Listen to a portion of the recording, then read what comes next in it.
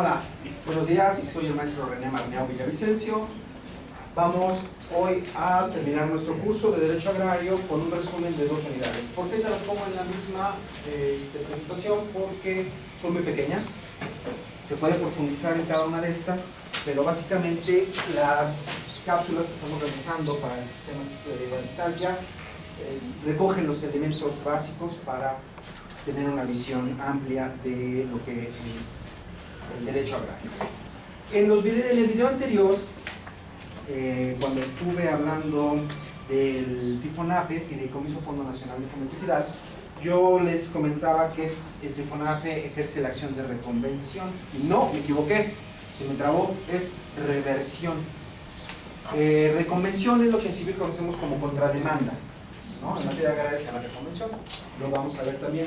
Pero el FIFONAFE lo que ejerce es la reversión, que es que se regrese el patrimonio, pero el bien a su patrimonio. Eso es nada más una precisión que quería hacer. Y por otra parte, también dije por ahí que en el artículo 9 de la Ley Agraria se ve la competencia del Tribunal Superior Agrario, y no, es el artículo 9 de la Ley Orgánica de los Tribunales Agrarios.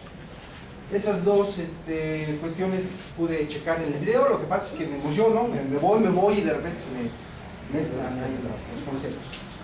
Pero bueno, no hay problema, hechas las aclaraciones. Ahora vamos a ver nuestra unidad 7.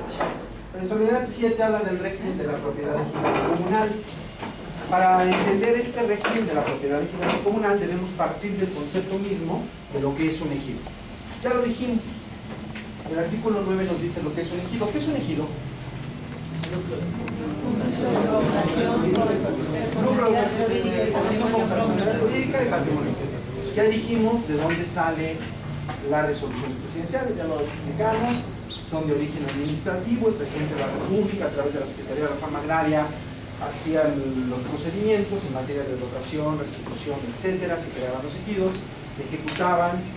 Y también vimos la historia de las comunidades agrarias. Vimos que las comunidades agrarias tienen otro origen, que es prehispánico. ¿Sí recuerdan esto? Y en este caso no hubo reparto agrario porque no se les restituye, no se les dota, simplemente se les reconoce lo que ya tienen. Por eso la acción de origen es reconocimiento y titulación de bienes comunales. Bien,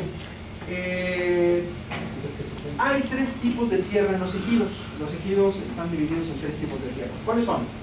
Ya lo dijimos también, asentamiento humano, que es la zona del caserío, digamos, básicamente el pueblo, el solar.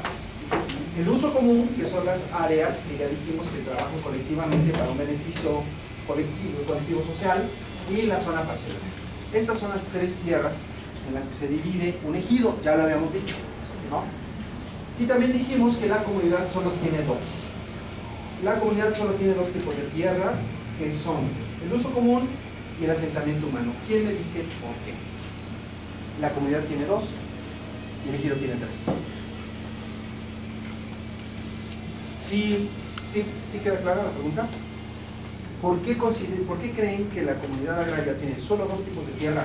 Es uso común y asentamiento humano, y el ejido tiene 3 parcelas, uso común y asentamiento humano. ¿Cuál creen que sea la razón?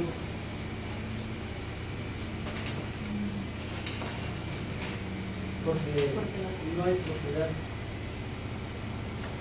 o sea, dentro del ejido, como se divide en 3, hay una que es para uso común, y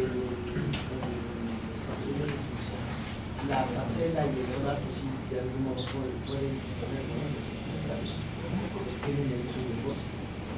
Sí, pero no me explica por qué tiene 3. Porque una tiene propiedad individual que no tiene ejido, y la comunidad solamente. ¿Cómo que propiedad individual que es el ejido? No entiendo esta parte. No, o sea, el ejido ¿Ves a la parcela? no, se puede fraccionar, y entonces por eso tienen parceladas. Y el uso común no, en la comunidad agraria no. ¿Por qué? Porque Ahí está. Porque nada más ¿Por qué? se les reconoce. Pero no explica por qué no tiene 3. Porque son colectivas, tienen un beneficio. Pero el ejido también tiene colectivas, ¿no? Uso común. Allá, Bueno, yo considero que, o concuerdo con ella, el hecho de que aquí como son comunidad, lo que se genere dentro de estas tierras es para beneficio de todos, a diferencia del ejido, que cada quien puede sembrar o trabajar su tierra, como el Capulli, recibe su propio beneficio, y aparte hay tierras que pueden ser para la comunidad en completo. Aparte, recordando que las comunidades, a diferencia de los ejidos, son imprescriptibles, inembargables y inanielables. Entonces, digo, a diferencia del ejido... Lo único imprescriptible, inembargable e inalienable es el uso común. Es el uso común. En el ejido, las parcelas pueden adquirir dominio pleno, pero esta parte del uso común es el inalienable, prescriptible e inembargable, porque digamos que es lo que queda de propiedad social. Por ahí va la idea, miren. La razón es el origen. ¿Okay? Es prehispánico. Y los pueblos indígenas explotan colectivamente sus tierras. Por ejemplo, los tarahumaras, que son los rarámuris, ¿no? En Chihuahua, tienen en bienes comunales miles de hectáreas, miles. Y lo que hacen ellos es dejar descansar la tierra, porque así trabajan. Además son muy respetuosos con la naturaleza, entonces lo que hacen es, les dan permiso de trabajar un pedacito acá, en uso común, trabajan 2 años, lo dejan de trabajar y se van a otro, o trabajan otros 2 años y se van a otro. Todo es de todos. Claro, la asamblea es la que va permitiendo el uso colectivo, pero van rotándose. La visión revolucionaria es completamente diferente porque el origen es occidental, es decir, el fraccionamiento del ejido obedece precisamente a la promesa del reparto. El campesino dice: yo quiero tierra para trabajar, yo quiero tierra, ¿no? ¿Cómo vas a tener esta tierra? Con las parcelas. Es decir, la fracción del ejido, o el fraccionamiento del ejido, es el cumplimiento de la promesa del reparto. Solo que se creó toda la figura para que dentro de esta figura se tenga un pedazo para trabajar. ¿No se me explicó? Obvio, en este momento no se da el pedazo porque vienen trabajándola desde tiempos prehispánicos, de esta forma. ¿Sí me explicó? Ellos no. Ellos reciben la tierra y al recibir la tierra se la reparten con esta visión occidental del individualismo, que es completamente contraria al concepto colectivo indígena. ¿Sí me explicó? Entonces de ahí que se divide en ejido y comunidad, ¿no? Por la razón histórica que tenemos en el nacional. Claro, esa es la razón por la cual esta tiene 2. Ellos siempre han trabajado de forma colectiva y esta es, digamos, a partir de la Revolución Mexicana que se viene a conformar por una visión occidental individual. ¿Sí? Esa es la razón. Bien. Dijimos entonces que las disposiciones que son aplicables al ejido también lo son a la comunidad en términos del artículo 107 de la ley agraria. Por lo tanto, todo lo que apliques a la comunidad es aplicable al ejido. Dice la ley siempre y cuando no contravenga contra las disposiciones, pero básicamente no contraviene nada. Yo sé por ahí que hubo un tiempo con Procede, programa de certificación de derechos ejidales, que también se creó, tú lo debes de conocer, el Procecom, programa de certificación de bienes comunales o de comunidades. Entonces Procede era con Procecom. Y entonces lo que hacía Procecom era dividir la tierra de uso común en parcelas por disposición de la misma asamblea. Hasta ahora yo no conozco los certificados parcelarios del Procecom, pero no lo dudo que exista. Entonces, bueno, ¿sí? incluso ahorita que está el programa de Canal, en algunas comunidades se está haciendo eso, ¿no? Ya están dividiendo las comunidades. Y esto tiene su lógica, recuerden, porque el artículo 23 dice que la asamblea puede convertir de ejido a comunidad y de comunidad a ejido. ¿Sí? Es decir, puede cambiar las formas, pero obviamente lo que se intenta es fraccionar, porque a través de este fraccionamiento se adquiere dominio pleno. Es decir, solo fraccionando puedes autorizar pedazos para dominio pleno. Mientras tanto, así no lo puedes hacer. Manchones nada más. Entonces, ¿qué haces? Autorizas dominio pleno y se convierte en propiedad individual. ¿Sí queda claro esto? ¿Hasta aquí vamos bien? ¿Dudas? ¿No? ¿Cuáles son los derechos y obligaciones que tienen los ejidatarios y por lo tanto también los comuneros? Bueno, los derechos y obligaciones son los que ellos mismos se imponen. La ley señala que tanto que los ejidos tendrán un instrumento que se llama reglamento interno, que de conformidad con el artículo 23, fracción primera, la Asamblea crea su propio reglamento. Y señala el artículo relacionado con la... es el... señala que los reglamentos internos señalarán básicamente las normas internas para la organización económica y social. Así lo dice, organización económica y social. Y entonces, los reglamentos pueden tener cualquier, ¿no?, disposición que considere elegido la comunidad, que sea siempre con miras a la organización interna. ¿Sí queda clara esta idea? Cuando estamos hablando de ejidos, hablamos de reglamento interno. Cuando estamos hablando de comunidades, es decir, derecho, obligación de comunidades, estamos hablando de estatutos comunales. Pero es exactamente lo mismo. No van a encontrar la definición de estatuto comunal, pero sirve la definición de reglamento interno, que es el conjunto de normas que hace la misma asamblea para su convivencia económica y social. Ahora, ¿qué contiene un reglamento interno? Es muchísimo lo que puede contener. De hecho, Procuraduría Agraria ya tiene formatos. Eso es lo malo, que estandarizan, ¿no? Estandarizan. Pero por ahí, cuando yo hice mis estudios de maestría, trabajé en textos de una comunidad indígena huichola. Un texto comunal de un pueblo denominado Tuapuye, que son huicholes. Huicholes que pertenecen a la parte de Jalisco. Están en Jalisco. Porque los huicholes están básicamente en 4 partes: Durango, Jalisco, Zacatecas, y por ahí ahora hacen su camino a Huilcut hasta Colima, para sus ceremonias religiosas. ¿Y por qué trabajé este texto? Precisamente porque vi que el derecho agrario daba la posibilidad de crear normas económicas y sociales a los ejidos. Y yo dije, bueno, ¿hasta dónde? ¿Dónde está el tope de esto? Y me metí en los archivos, tuve el chance de que me dieran, tuve el chance de entrar a los expedientes del Instituto Nacional de Antropología e Historia, el INA, Instituto Nacional de Antropología e Historia. No. Luego fue que Fox convirtió en un Instituto de Desarrollo de los Pueblos Indígenas. ¿El INA? INI. Antes era el Instituto Nacional Indigenista. Después se convirtió en la Comisión Nacional para el Desarrollo de los Pueblos Indígenas. No sé qué tiene Fox por desarrollo, tampoco los pueblos indígenas. No creo que tenga clara la idea como yo creo tenerla. Pero bueno, desde arriba se puede hacer todo, ¿verdad? Y entonces encuentro este estatuto comunal y es maravilloso porque lo empiezo a leer y tiene cuáles son los objetos sagrados del pueblo. Habla de sus vasijas, de sus flechas, de sus instrumentos, cuáles son los dioses del pueblo, ¿no? Es decir, hay toda una visión teológica de la misma comunidad en sus estatutos. O sea, es un garbanzo de a libra.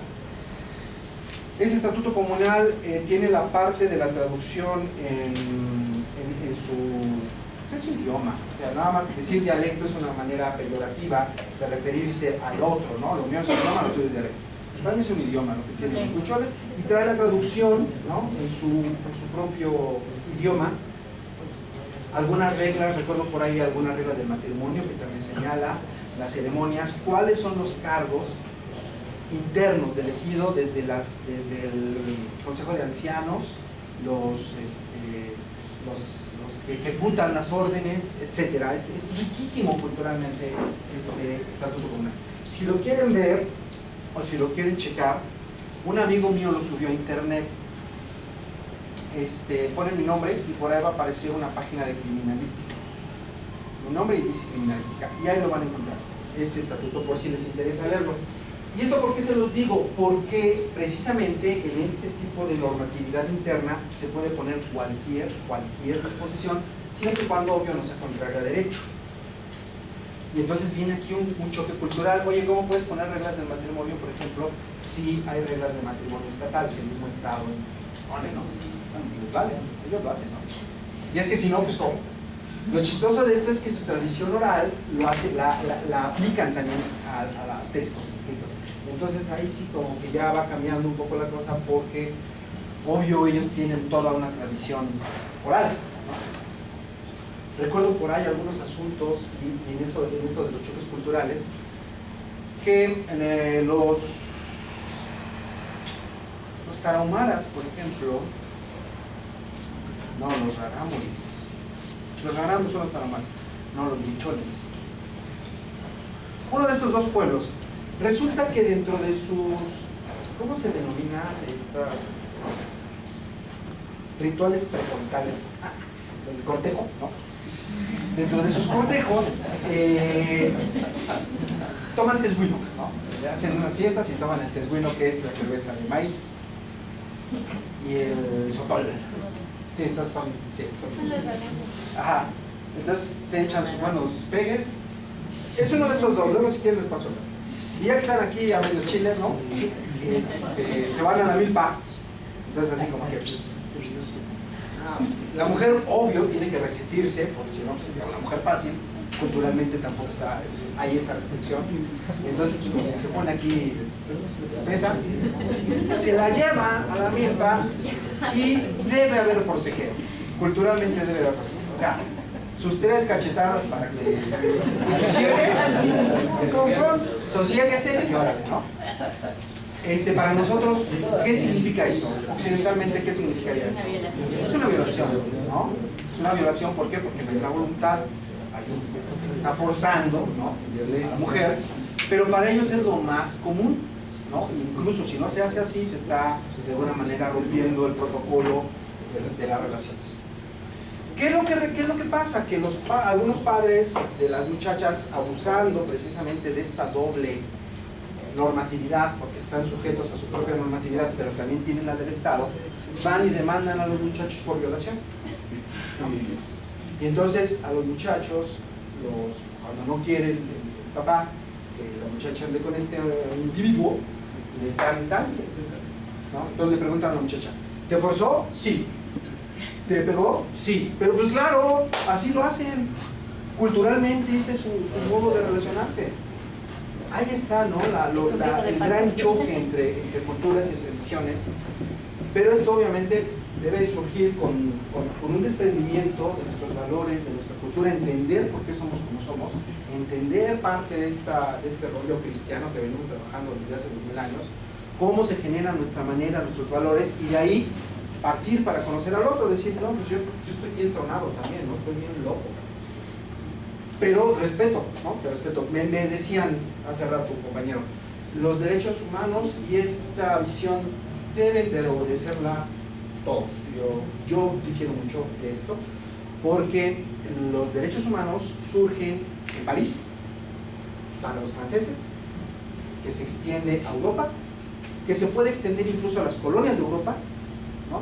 Pero nada más, es decir, Occidente.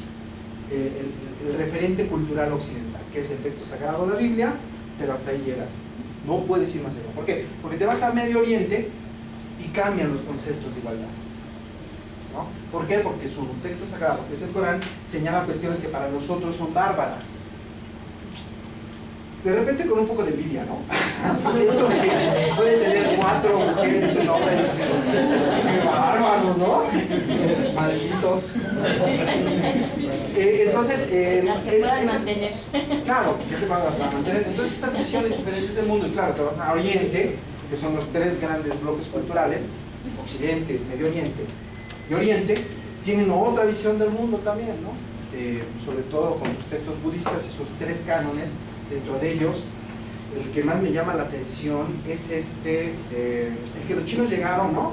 Y tomaron este lugar por ¿El Tíbet? el Tíbet.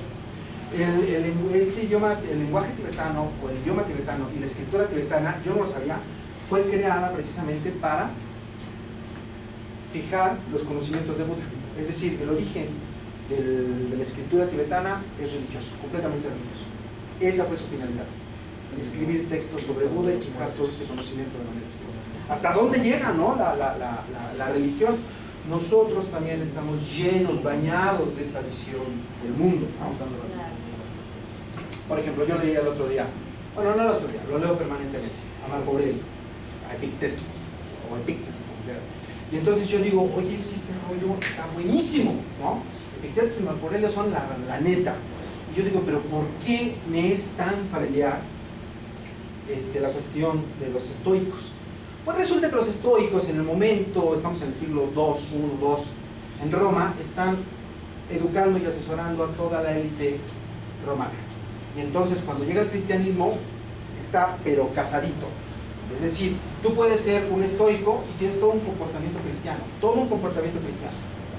Obviamente sin el rollo religioso. El deber ser, la tolerancia, tiene muchas cosas, ¿no? Los textos de los estoicos, los griegos, con la visión cristiana del mundo. Entonces, pues dices, pues yo prefiero en buena onda, mejor ser filósofo que ser religioso. Aunque esté hablando lo mismo, ¿no? Pero fue un momento histórico en donde hicieron clic, ¿no? Por eso Constantino, en el siglo III, en la parte oriental del imperio, declara la religión oficial romana la cristiana. El cristianismo como religión oficial, porque va de la mano con los estoicos. Hasta ahora lo vengo a entender, leyendo a estos personajes. Se los recomiendo. Si pueden leer a Marco Aurelio, por lugar lo tiene como soliloquios, otras editoriales como la UNAM, que publicó el texto en griego y en español, lo tiene como pensamientos, y otros textos también lo tienen como meditaciones de Marco Aurelio. Si pueden leer a Marco Aurelio, estos libros que es exactamente el mismo, chequen, se los recomiendo mucho. Bien, entonces esta visión cultural precisamente es la que va a permear, ¿no? Va a hacer que veamos las cosas o que entendamos las cosas desde cierto punto de vista. ¿Alguna duda respecto a los estatutos y los reglamentos? ¿Sí? ¿Dónde ahorita lo que está pasando en el lado de Toluca, que acaban de publicar un decreto donde hacen como un cambio de uso del suelo o régimen a esto que era una zona protegida a una zona reserva territorial? ¿Qué era? ¿Era ejidal o era comunal? Mira, yo sé que hay varios pueblos ahí metidos en este proyecto y se están llevando comunidades. Huehuetlán, el grande, es un corredor muy largo y entonces vienen declarando reservas territoriales y les están, limitando ya sus propiedades por la vía del decreto. ¿Cuál es la intención? Según yo, es apropiarse básicamente del agua, porque ya una vez declarando reservas territoriales, lo sacan y después resulta que por beneficio de la nación se empiezan a vender todas esas cosas. Y es para grandes intereses que hay ahí respecto a las reservas del agua. Eso es lo que yo digo, yo siempre pienso mal. Va por ahí. Sí, nada más mi pregunta era si son comunales. Sí, algunas, la mayoría. Y fíjate que cerca de los volcanes encontramos muchas comunidades indígenas. ¿Conocen ustedes un poblado? Seguro que lo conocen, para el Popo, Tochimilco. ¿Sí lo conocen? Bueno, Tochimilco tiene en el centro una fuente hermosísima del siglo XVI, que yo digo, guárdenla por favor, pónganle fierros porque se la van a robar. Tienen un escudo muy bonito del siglo XVI. Y hablaba yo con las personas y me decían, no, es que mire, ya de aquí para allá, la gente habla chueco. Y decía, ¿cómo que habla chueco? Los ríos, ¿cómo? No, hablan náhuatl. Son pueblos que todavía tienen, ¿no?, su idioma. Y cerca de los lugares donde hay mucha agua vas a encontrar pueblos indígenas con RPBC, con reconocimientos, porque vienen poseyendo la tierra desde vete a la sierra, ¿no?, de Puebla, y vas a encontrar un montón de comunidades. Y obviamente pues estas comunidades, como son ricas todavía en recursos, en minas, las declaran reservas. Pero esta es su reserva. Después van a salir con una jalada. Sí tengo una duda. No sé si quedó claro. Sí, solo porque ahorita con el que van a desaparecer, ¿no?, estas figuras, o van a ser muy reducidas para que acaben en un régimen de propiedad privada. Seguramente, es la punta es el caminito para convertirlos en propiedad privada. Que no hubo oposición del... Claro que la hubo, y hubo movilizaciones y hubo un montón de cosas, pero como siempre, ¿no? Como siempre les dan la vuelta, compran a los líderes o los matan y lo hacen. O sea, hay que ir a visitar antes de... No, porque ya va a ser reserva, ya va a ser de todos. Ya verás. ¿Qué pasó? Sí, bueno, ahorita me dio un poquito la duda. Habíamos dicho que las tierras de uso común eran indiscutibles, impagables E inalienables. Y siguen siendo. siendo Solo de uso común. Solo de uso común. En el caso, por ejemplo, de una comunidad, pues se ve que tiene más tierras de uso común que un ejido, ¿no? O sea, si el ejido está dividido en tres y la comunidad en dos partes, entonces se entiende que debe tener más tierras de uso común. Todas. La Constitución, cuando habla de que originalmente la tierra es propiedad de la nación, y a veces las de los particulares, y bla, bla, y en cualquier momento la puede recuperar a través de la expropiación. Entonces eso de indiscutibles, inalienables, inembargables, la expropiación se lo pasa por... Claro, porque cuando pasa a la expropiación puede ser que el fin sea transmitir de nuevo como propiedad individual o bien crearla como propiedad colectiva. Por ejemplo, puedes expropiar para hacer un parque y obvio no vas a pasarlo a propiedad privada, sigue siendo propiedad pública, pero ya no a propiedad social. O sea, no te puedes expropiar para de nuevo crear ejidos.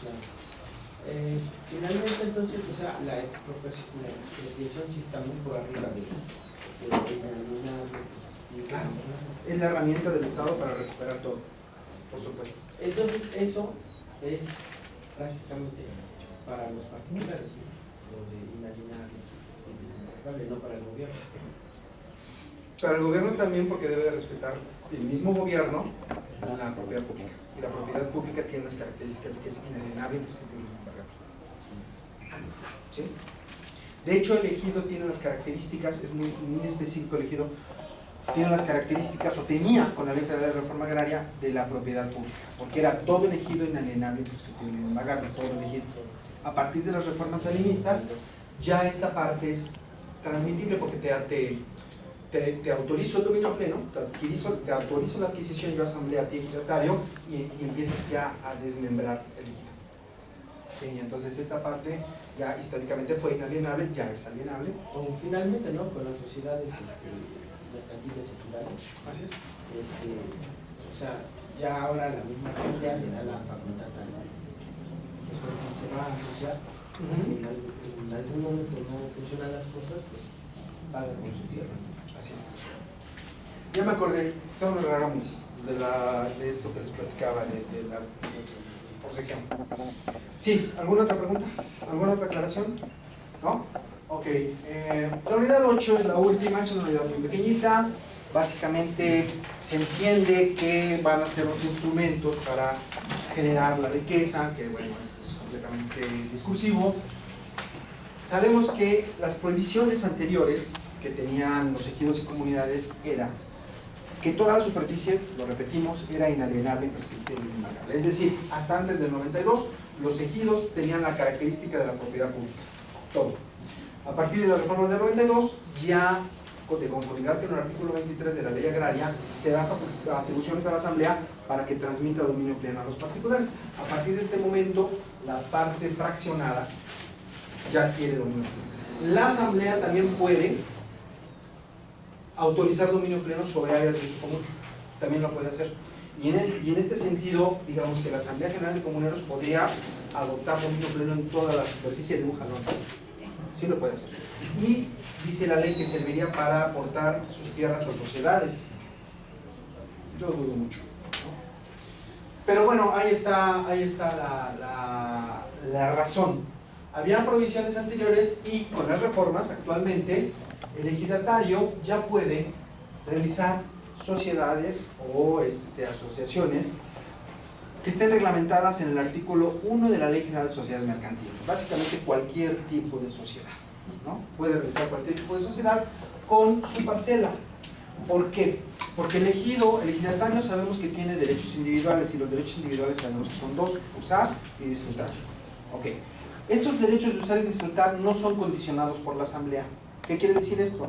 Que yo puedo realizar cualquier tipo de contrato sobre mi parcela y no tengo ningún problema, cosa que anteriormente no podía hacer, porque recordaremos que el Calpulli tenía dentro de sus características que si la persona abandonaba la tierra, la daba a trabajar, o no la sembraba en 2 ciclos, se le quitaba. En la Ley Federal de Reforma Agraria pasaba lo mismo, se le quitaba a los ejidatarios. Había unas, se llamaban asambleas de usufructo parcelario o investigaciones de usufructo parcelario, que hacía la Secretaría de Reforma Agraria e iban regularizando quién abandonaba la tierra y ponían a las personas que les interesaba y regularizaban de alguna manera la explotación. Ya no, yo puedo dejar mi parcela ahí y nadie me la va a quitar, excepto que se promueva la prescripción, porque también hay prescripción de derechos individuales, pero la asamblea ya no puede disponer. Si yo quiero realizar un contrato sobre mi parcela, no tengo que pedir la autorización a la asamblea, yo lo puedo hacer con quien quiera, cuando quiera, en las formas que yo decida, porque existe de alguna manera ya la libertad de disponer de estos derechos individuales, ¿sí? Sin ninguna autorización. ¿Hasta ahí va bien? Bien. Los ejidos, de acuerdo al artículo 50 de la Ley Agraria, pueden crear asociaciones rurales de interés colectivo, o cualquiera, dice la ley. Y estas asociaciones rurales son creadas específicamente en la Ley Agraria, no existen en la Ley General de Sociedades Mercantiles. Señala la Ley Agraria cómo se van a denominar, cuál será el objetivo, pero básicamente la figura es la misma, ¿no? La sociedad, para generar, para explotar la tierra. Estas sociedades precisamente, o asociaciones, lo que van a hacer es permitir que el capital privado invierta, se supone, ¿no? Invierta en los ejidos. Yo pongo la tierra, tú pones el capital y ahí nos vamos. ¿Sí me explico? El problema es que no conozco muchas sociedades de este tipo, la verdad, pues soy honesto, nunca he visto una. Me dicen que sí las hay por ahí, debe de haberlas, yo no las conozco. Y la razón es que no haya tantas es precisamente que nadie se asocia con pobres, ¿no? Quien tiene el capital no se va a asociar con pobres, porque ¿qué es lo que pasa? Que como son muchos, toman decisiones muchos, a cada rato andan cambiando las decisiones. Y es una bronca para los inversionistas. Entonces esta parte de la inversión del capital sobre los ejidos pues no ha dado los resultados que tenía que dar, tan es así que la propiedad social ya no tiene producción agropecuaria, ya no hay una producción agrícola, mejor, porque la cuestión agropecuaria es de la propiedad individual, también tienen animales, tienen ganado, pero lo básico es lo agrario o lo agrícola, no hay producción. ¿Por qué? Porque básicamente les quitaron todos los apoyos. O sea, les dijeron, asóciense y háganse ricos. Ya no hay apoyos por parte del gobierno. Hay una miseria ahí que le llaman Procampo, que son creo 1.100 o 1.200 pesos por hectárea. ¿Cuánto? 1.200, que nada más están esperando como el Procampo para irse a chupar ese día y les sirve como para 3 días porque ni para fertilizante. Porque hace no mucho yo vi que, por ejemplo, el gobierno del estado había dado tractores, no sé si se los regaló o fue un fideicomiso. Compran 3 tractores y sacan fotos y... No, o sea, a lo que voy es que si la asamblea tiene la facultad de, pues prácticamente de todo, Supremo, ¿en qué le puede beneficiar hacer una sociedad de tipo mercantil reglamentada por la ley agraria, que finalmente pues, va a tener ciertas protecciones a los mismos sujetos de derecho agrario, ¿no? O sea, mejor sabes que la convertimos en propiedad privada y nos asociamos y ya nos asociamos con otro. Viste la respuesta. La idea es tronar al ejido. O sea, el objetivo es, hago como que te ayudo, hago como que estoy preocupado, hago como que le hago, y lo único que hago es ahorcarte. Y ya que estás ahorcado, te obligo a adquirir dominio pleno y a desmantelar la propiedad social. ¿Por qué? Porque precisamente lo inalienable, imprescriptible e inembargable sale del mercado. Son bienes que no puedes comerciar con ellos. Y una de las características del neoliberalismo es que todos pueden hacer todo, ¿no? Y que el Estado solamente vigila, no hay restricciones. Entonces quitamos las restricciones y que todo se comercialice, que todo vuelva al comercio. Así llama lo de Toluca. Y entonces, no están aquí, bueno, sí, pudieran hacer. Lo que pasa es que hay un decreto de reserva territorial. Va para allá, pero digamos que en primer plano, con la ley agraria y con experiencia propia, lo que estás haciendo es ahorcándolos para que vendan sus parcelas y vuelva al comercio la tierra o el 50% del territorio nacional, Desmantelar el ejido. desmantelar al ejido y que se apropie, porque el objetivo es precisamente que se apropie del nuevo, quien tenga el capital de ello, de las grandes superficies. Y ustedes dirán, ¿pero cómo? ¿Qué no aprendimos? Yo creo que sí aprendimos, pero los que venimos a la escuela. Los que están ahí en la cámara, ¿no? Y los grandes empresarios, o sea, no sé, de verdad, están tronando todo esto, están acabando con todo esto, por el bien, por lo bien de los ejidatarios, ¿no? Pobrecitos. A la tendencia que tenemos finalmente, o a la conclusión que podríamos llegar es que, como hemos ido desmantelando, yo creo que en algún... No hemos sido hemos convertido finalmente, o sea... pero hemos, como que te avientas, ¿no? Bueno, o sea, el gobierno, sus políticas, ¿no? Pero puede ser que en un momento en el que ya no haya ejido, sino pura propiedad privada. Y no solo eso, concentrada, porque lo vamos a ver en su momento. La Constitución es bien romántica y de verdad es bárbaro, por eso les dije que el derecho agrario les va a dar un panorama así amplio de lo que fue el derecho social y las políticas de los empresarios que están en el gobierno federal, local. Dice la Constitución, en México están prohibidos los latifundios. ¡Bravo! También dice por ahí en la fracción 19 en el artículo 27. Cada estado en su propia jurisdicción, con su propia soberanía, creará las leyes necesarias para que no haya latifundios. El procedimiento será así. Aquella persona que tenga más de lo permitido, se le notificará para que en el término de un año venda. Y si no vende, se subastará en la moneda pública. Ahí está la disposición, legislen estados. Esa es su porquería de disposición.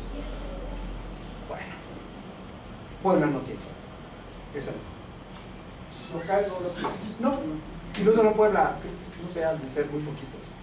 No sé ahorita cuántos haya. Pero hasta donde me quedé había 2 o 3 estados. Entre ellos Zacatecas, porque fue perredista nada más, pero no la hay. Y entonces tú dices, ¿cómo? O sea, la Constitución dice, y también dice que las legislaturas locales harán instrumentos. ¿Cuáles? O sea, si te das cuenta hasta dónde llega esta perversión rollera de estos cuates. Hay una misma Constitución que dice que en estos asuntos puedes ocupar una legislación y entonces puedes tomar una ley similar. Los estados en su legislación local, por lo tanto te está diciendo, solo las legislaciones locales tendrán que hacer la ley de división de ejidos, para la división de latifundios. Si no la hay, ¿cómo divides? No se contradice, simplemente que el estado de Puebla no la hace. No la tiene. No lo aplica. Entonces, si no lo aplica, si no crean los instrumentos, se está concentrando de nuevo la riqueza en agrícola brutalmente en todo el país. Pero, vamos, ¿no? Bueno, ya, así está este negocio. ¿Alguna preguntita al respecto? Esto lo vamos a ver después así como para que se enfermen. ¿Alguna otra? ¿No? ¿Hasta ahí vamos bien? Ok. Estas sociedades de producción rural, de asociaciones rurales de interés colectivo, serán registrables en un registro público del registro público de comercio y además en el registro público de crédito rural. Están forzando también de alguna manera para otorgar créditos a realizar asociaciones e inscribirse. No dan créditos si no se cumplen ciertas obligaciones del tipo registral. La idea es irlos metiendo al aro poco a poco en sus programas, ¿no? A los ejidos y a las comunidades por recursos que van soltando, pero son recursos de veras muy difíciles de bajar. Ahora, también hay una disposición en la ley agraria respecto a los límites de la pequeña propiedad. Resulta que anteriormente, con el reparto agrario, había una acción, además de la de restitución de la dotación, que se llamaba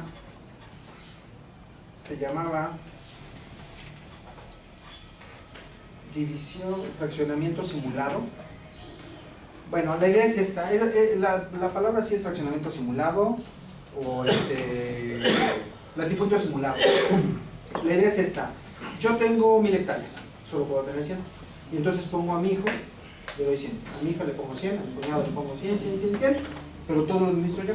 Estoy simulando una pequeña propiedad, pero realmente tengo un latifundio.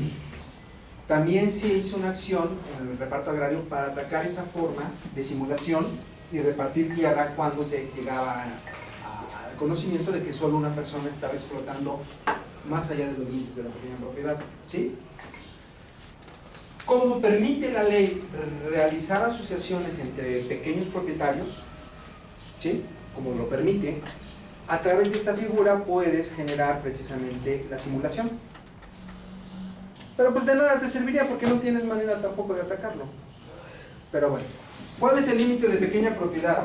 En sociedades mercantiles, 25 veces el límite, es decir, 25 personas que acuerdan su tierra con límites de pequeña propiedad pueden asociarse, no más de 25 porque entonces ya sería una simulación de latifundio. ¿Sí queda claro? La pequeña propiedad son con 100 hectáreas. ¿Sí? 100 hectáreas, y la Constitución te dice, el otro día aclaré esta situación, son 100 hectáreas de riego, o 200 de temporal, o 400 de agostadero, o 800, pero esto es pequeña propiedad, ojo, que no hay tiros ni comunidades. Esta disposición pues, también está muy padre, pero no tenemos los instrumentos para desmantelar el latifundio. ¡Ya, pájaro, tíralo por la ventana! ¡Haz algo! Bueno, eso es un cambio de... Vean a todo. Y todavía le haces, ¿por qué pues? Tú no lo saques y lo apagas y lo prendas. Está muy escandaloso. Si de por ahí Bien, entonces no sé si queda claro que hay muchas disposiciones muy bonitas en la ley, y en la ley dice que bárbaro, ¿no? Los mexicanos, no es cierto, no es cierto. No sé si tengamos hasta aquí alguna observación, algún comentario, algo que quieran en su propia experiencia, lo que han vivido, lo que han visto, no sé, cualquier cosa que quieran compartir. Tenemos unos minutitos, ¿verdad? 20. Nada más. Espérame, dime. ¿Por qué agostadero? No entiendo eso, agostadero y cerril, como que no me queda muy claro. ¿Qué es? Ah, es la calidad de la tierra. Pero agostadero. Agostadero. No sé por qué le pusieron ese nombre, pero básicamente es que una hectárea de riego es aquella que tiene humedad permanente. Y entonces te puede producir hasta 2 veces lo que el temporal te produce. Es decir, yo en una superficie de tierra, para producir, produzco al año por el riego, por lluvia, que es la de temporal,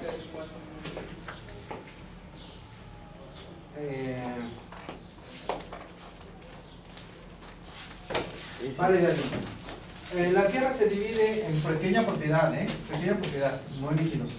En agrícola, no es cierto, sí, agrícola, ganadera y forestal. La agrícola se subdivide en cultivos especiales, lo dijimos el otro día, y en la regla para los productos para vegetales. Cuando estamos hablando de productos vegetales, estamos hablando de calabaza, maíz, frijol, etc. Y para estos productos, la regla es que son 100 hectáreas de riego, lo que puedes tener, pero para si produces aquí 1 tonelada, 500, media tonelada, no sé, del producto, ¿cuánto sacarías si tienes humedad permanente? Puedes sembrar hasta 2 veces al año. Si es de temporal, ¿cuánta tierra necesitarías si nada más tienes una vez al año agua? El doble. Entonces, la tierra de temporal, que es de lluvia, tienes posibilidades de tener hasta 200 hectáreas. Ahora, la tierra de agostadero, ¿cuál es? La de mala calidad. La que le llaman, ¿mané?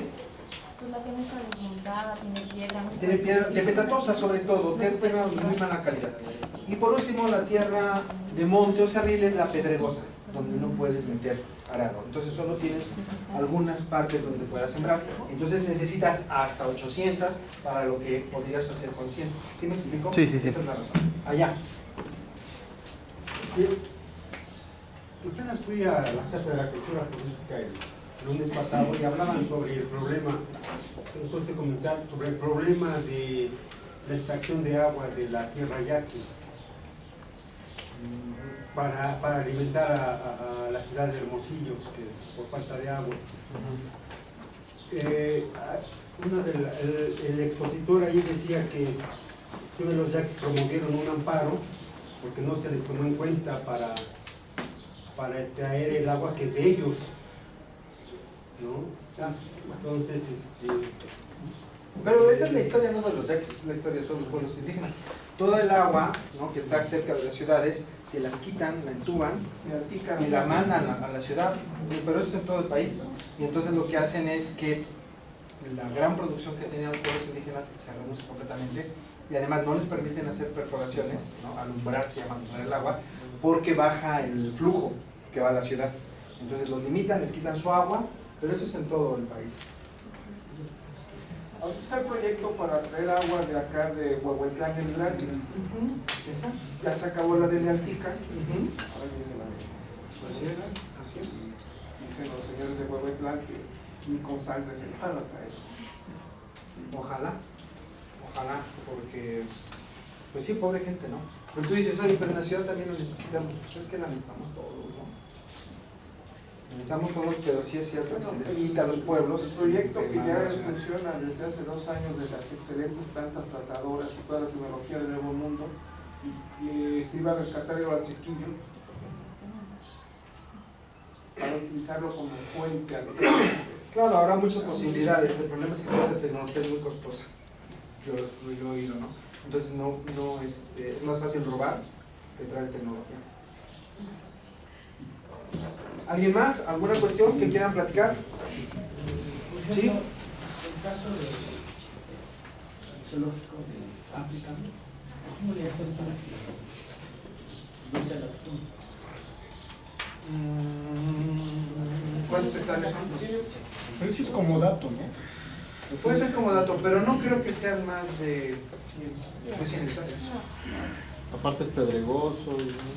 Sí, es tierra de mala calidad porque incluso tiene así como las sabanas, ¿no?, africanas, es ese tipo de tierra. De hecho, la Mixteca alta, ¿no?, poblana, es toda esa región, Pudieron ser 300. hacia Oaxaca, es muy parecida a esta. Entonces sí puede tener una superficie considerable, pero no creo que rebase las 100 hectáreas. Y si las rebasara es tierra de mala calidad. Porque, bueno, finalmente una hectárea son 100%. Son 10.000 metros Ajá, cuadrados. pero digamos, viendo la Santa Revita, es 100%. Sí, Una calle mide 100 metros por 100. Así es. una manzana. O sea, en pocas palabras, una hectárea es una manzana. Pudiera más o menos, pero es así. En el sentido de... No, digo, es que pues para poder... Sí, más o menos materializar la idea. En el sentido de que son 100 hectáreas, 100 manzanas, pero ¿qué sería por Pero no son de riego. Si fueran de riego, preocúpate, pero no son de riego. Punto que te las pongan como de temporal, pero ni de temporal, ¿no? Pues tampoco son de riego. Hasta 800, fácil, pues. Pero no llega, ¿no? como monte Cerrito o algo? No creo que más. Ahora, tienes también la posibilidad de la asociación, ¿no? Vamos a poner un zoológico, yo pongo 100, pues tú hasta 2.500 de riego. Ahora échale de las otras, ¿no? No hay problema. Bien, pues yo creo que con esto ya vamos cerrando. La idea general del programa, yo espero que les sea de utilidad, tanto en la vida personal como en su vida profesional, porque desde el punto de vista personal, esto te da una visión de dónde estás parado, de cómo es el derecho, de cómo se maneja el derecho, ¿no?, y hacia dónde el país se va, independientemente de que te da elementos de aplicación concreta para que nos van a ayudar durante el procedimiento, que lo vamos a ver más adelante. Bueno, pues sería todo en este curso. Yo les agradezco mucho su presencia, les agradezco mucho su participación y gracias a todos. Creo que lo hicimos bastante bien. Gracias.